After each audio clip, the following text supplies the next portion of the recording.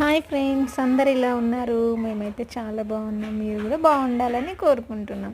ఈరోజు అయితే బగారన్నం అయితే ఈజీగా ఎలా చేసేసుకోవాలో చూసేద్దాం. ముందుగా స్టవ్ ఆన్ చేసి గిన్నె పెట్టి దాంట్లో అయితే ఆయిల్ వేసి హోల్ గరం మసాలా మొత్తం అయితే ఇలా వేసేయాలి. చూడండి, బిర్యానీ ఆకు, ఇలాచీ, లవంగా, పట్ట వేసి ఇలా కలపాలి. దాంట్లో ఆనియన్స్, 4 పచ్చిమిర్చి, పుదీనా వేసి ఇలా ఫ్రై అవుతూ ఉండాలండి. ఇలా మొత్తం ఫ్రై అయ్యాక దాంట్లో 1 స్పూన్ అల్లిపాయ పేస్ట్ వేసి మరొకసారి కలపాలి. ఇలా మొత్తం ఆయిల్లో ఫ్రై అయ్యాక వాటర్ అయితే వేసేసుకోవాలి. చూడండి, ఆయిల్లో కొంచెం ఫ్రై అయింది కదా.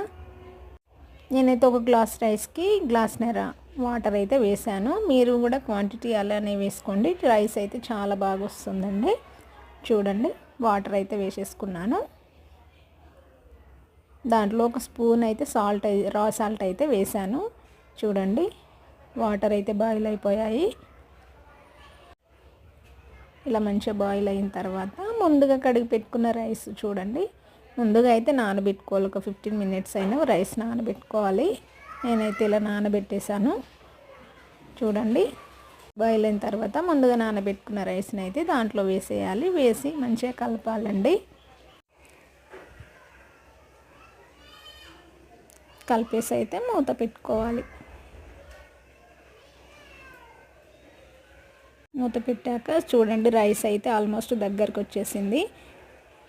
మధ్య మధ్యలో ఇలా కలుపుతూ ఉండాలి. చూడండి, ఆల్మోస్ట్ మనకైతే రైస్ అయితే ఉడికిపోయింది. ఇలా కొత్తిమీర వేసుకొని సర్వ్ చేసుకోవడమే. Please subscribe my channel, like కొట్టండి ఫ్రెండ్స్.